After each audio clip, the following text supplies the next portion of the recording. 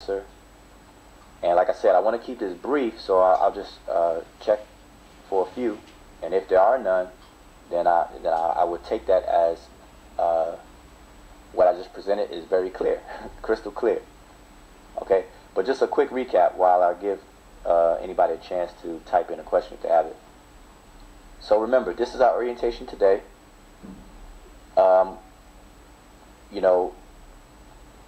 Most people in the United States, all our maps we use in class and school, this is what we're taught. And so this is how we would view Africa today. Okay? But that's different in different cultures. And so what I did, I demonstrated, at least in Indo-European cultures or in Middle East with the Lesbian, the word that they have for left in their language is the same word for north, which tells us they have an eastward orientation. They face the east, just like, Muslims face the east. Jews face the east. All right? And their language will tell you that. All right, so that's important. So that's the direction that they have. But the African in the Nile Valley, at least, this is the orientation for those in the Nile Valley. They face the south. Why? Because their left and right hand were the same words for east and west, respectively. So the left hand was Iabet, which is east. The right hand was west, and the word is Aminet. All right?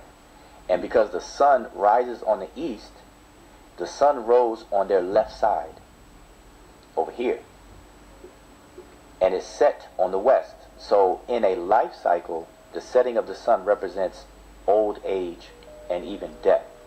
So the west, or Aminet, became the portal or doorway to the Duat, or the underworld, where the deceased dwell. Okay? And governed by a Wasir. And, that's a whole nother topic. But in the life cycle, the sun rises in the east and sets in the west, but it's set on the right-hand side to the ancient Remich.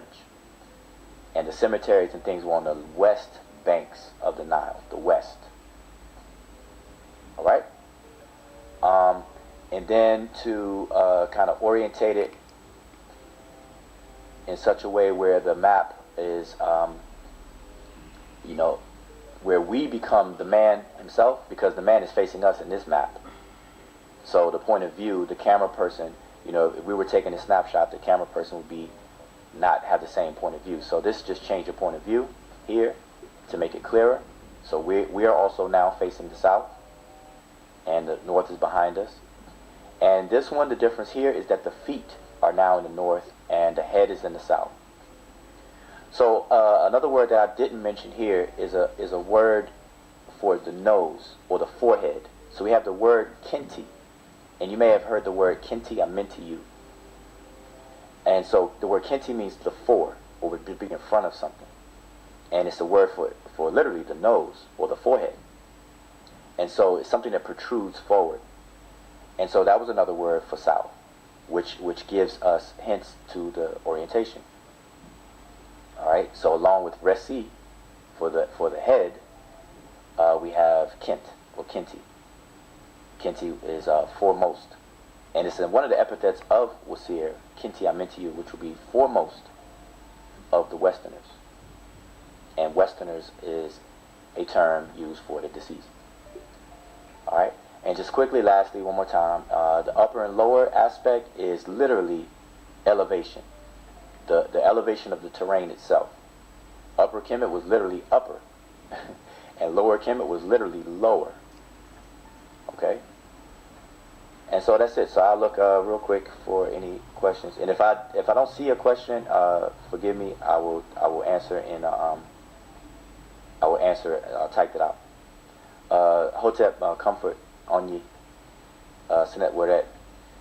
So we have Seba Wudjau.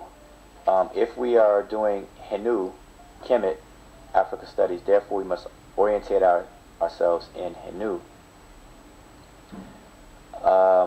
Kemet, Africa, or get stuck in Abrahamic civilization pedagogy. Then the question here becomes, where did he head to after he received a letter urging him to come north immediately to the Hnw?